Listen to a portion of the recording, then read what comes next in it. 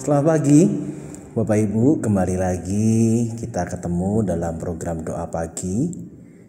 Dan sebelum kita bersama-sama memulai doa pagi kita pada saat ini, mari kita satu dalam doa terlebih dahulu. Mari kita berdoa. Terima kasih Tuhan yang baik, Engkau memberikan kami kehidupan yang baru di pagi hari ini. Engkau memberikan kami hari yang baru sehingga kami boleh kembali terus merayakan kehidupan demi kehidupan yang Tuhan anugerahkan kepada kami. Terima kasih untuk keluarga, terima kasih untuk orang-orang yang kami cintai, terima kasih untuk nafas yang boleh kami rasakan kesegaran pada pagi hari ini. Terima kasih Tuhan.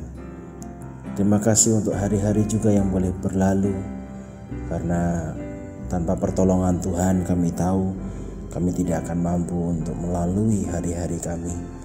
Terima kasih ya Tuhan. Tuhan, saat ini kami akan memulai kehidupan kami pada hari ini dengan doa kami, dengan firman Tuhan. Kiranya Tuhan juga boleh menguatkan kami, mengingatkan kami dalam firman Tuhan. Terima kasih ya Tuhan, berkati hamba-Mu juga supaya hamba-Mu ini juga bisa menyampaikan firman Tuhan dengan baik. Terima kasih Tuhan, dalam nama Tuhan Yesus Kristus kami berdoa dan mengucap syukur. Amin. Bapak Ibu yang dikasihi Tuhan, sabda Tuhan yang pada saat ini menjadi permenungan kita terambil dari Lukas 16 ayatnya yang ke-13. Ya, Lukas 16 ayatnya yang ke-13. Saya bacakan untuk kita. Seorang hamba tidak dapat mengabdi kepada dua tuan, karena jika demikian ia akan membenci yang seorang dan mengasihi yang lain, atau ia akan setia kepada yang seorang dan tidak mengindahkan yang lain. Kamu tidak dapat mengabdi kepada Allah dan juga kepada Mamon. Kamu tidak dapat mengabdi kepada Allah dan tidak dapat mengabdi kepada Mamon, karena seorang hamba tidak dapat mengabdi kepada dua tuan. Bapak Ibu yang dikasihi Tuhan, saya pernah punya pengalaman yang bagi saya unik, bagi saya menarik juga. Pengalaman ini terjadi sebelum saya menjadi seorang pendeta. Jadi masih berproses menjadi calon pendeta. Zaman waktu itu belum ada penempatan, tetapi adanya bantuan pelayanan.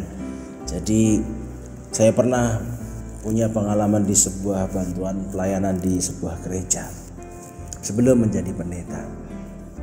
Nah, suatu ketika saya tahu bahwa gereja ini namanya gereja begitu kan ya.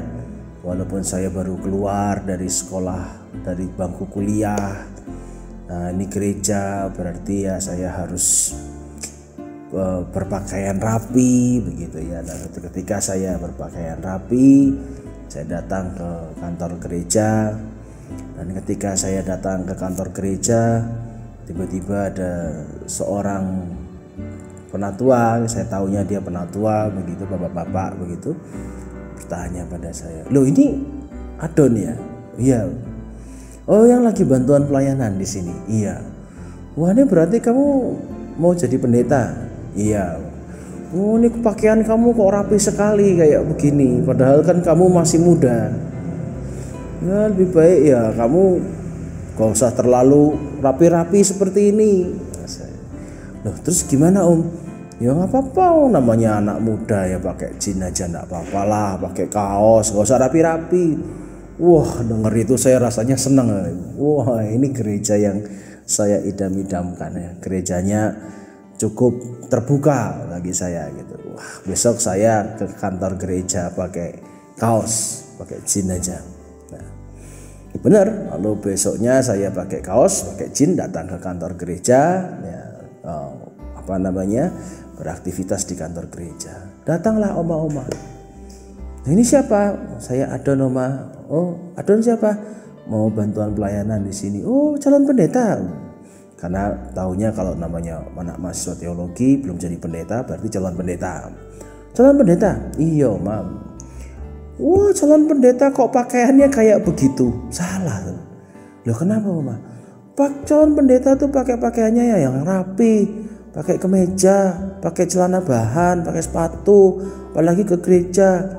"Oh, salah." "Iya, salah. Besok kamu nggak boleh pakai begini ya. Besok harus pakai yang rapi." Nah, Bapak Ibu, saya bingung kan. Saya tuh besok harus pakai seperti apa? Penatuannya bilang harus pakai jin, nggak apa-apa karena masih anak muda, pakai kaos saja nggak masalah. Apalagi kantor gereja cuma begitu doang. Tapi ada oma yang mengatakan nggak bisa, harus rapi, harus pakai kemeja, harus pakai celana kain, celana bahan, pakai sepatu yang rapi. Nah, lalu saya harus ikut siapa? Saya harus pakai baju yang mana kalau kayak begitu? Nah, Bapak Ibu yang dikasihi Tuhan, begitulah nasib orang yang selalu memikirkan kata orang. Akhirnya bingung, saya harus ikut yang mana? Orang A bilang begini, orang B bilang begitu, orang A bilang jeans, orang B bilang bahan. Ya, masa saya harus pakai pakaian renang? Kan nggak mungkin tuh. Saya mau pakai pakaian apa? Ya. Kamu harus melakukan yang seperti ini. Enggak, kamu harus melakukan yang sebaliknya. Kamu harus pakai baju yang begini. Enggak, kamu harus pakai baju yang seperti itu. Kamu harus melayani Tuhan. Enggak, kamu harus melayani sesama. Pokoknya semua yang dipikirkan itu adalah, waduh, saya apa ya yang harus saya lakukan untuk menyenangkan hati orang. Bapak Ibu, kita tahu bahwa yang namanya manusia tidak mungkin menyenangkan semua orang. Jangankan yang namanya manusia, Tuhan saja nggak bisa menyenangkan keinginan semua orang, tidak bisa menyenangkan semua keinginan orang, nggak bisa.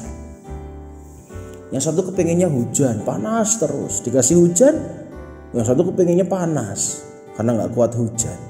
Nah, terus mau apa? Baru urusan hujan, belum yang lain.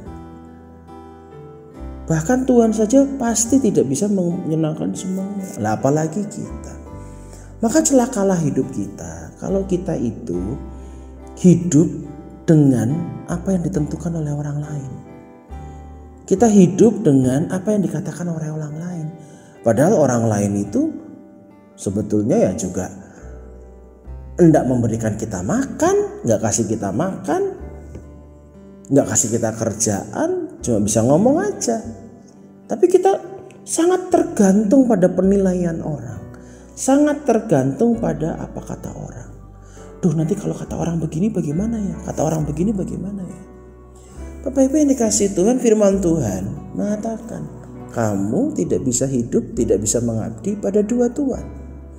Dua tuan saja tidak bisa. Apalagi mengabdi kepada banyak orang, mengabdi kepada banyak keinginan orang, tidak bisa. Maka kita harus memilih keinginan siapakah yang harus kita utamakan. Keinginan siapakah yang harus kita dengar? Dan di dalam bacaan kita diberikan dua pilihan.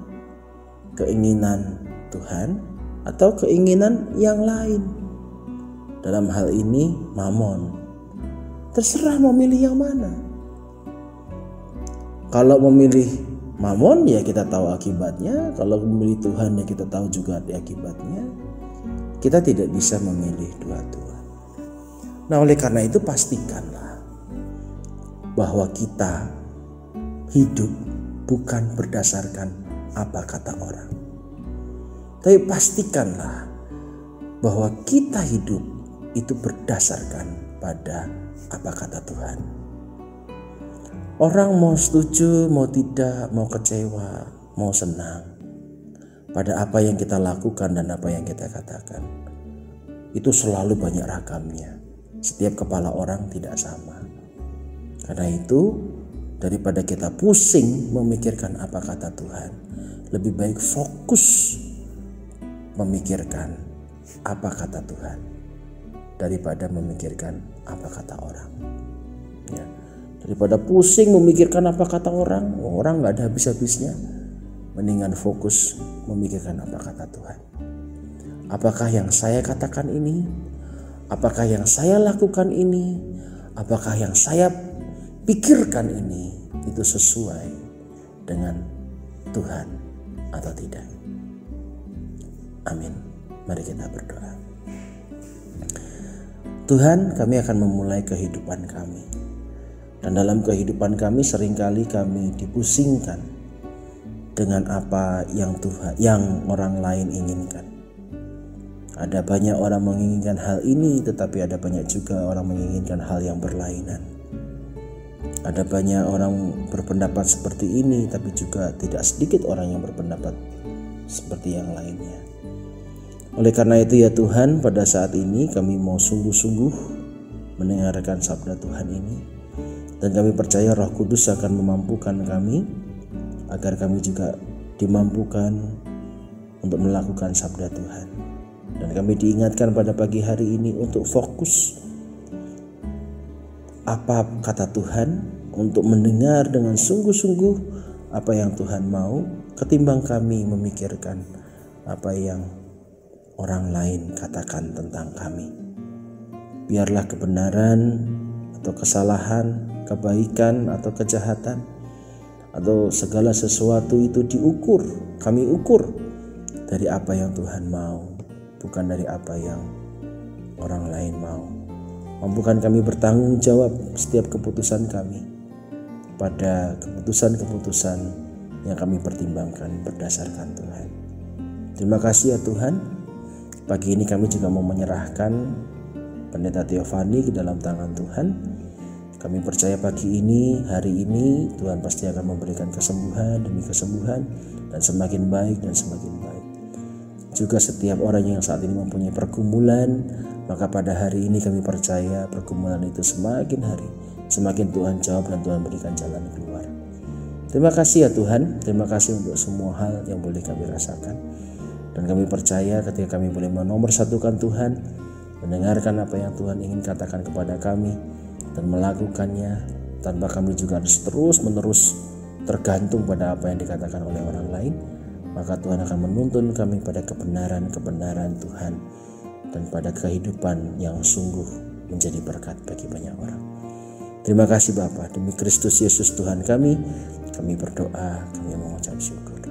Amin. Terima kasih Bapak Ibu untuk kebersamaan kita melalui online pada saat ini. Sampai ketemu lagi pada program selanjutnya di dalam program doa pagi dan program-program selanjutnya. Tuhan memberkati.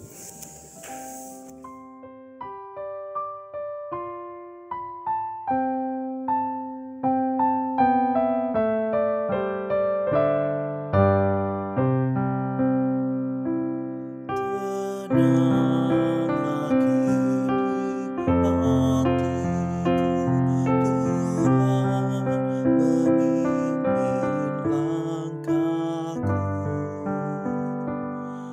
di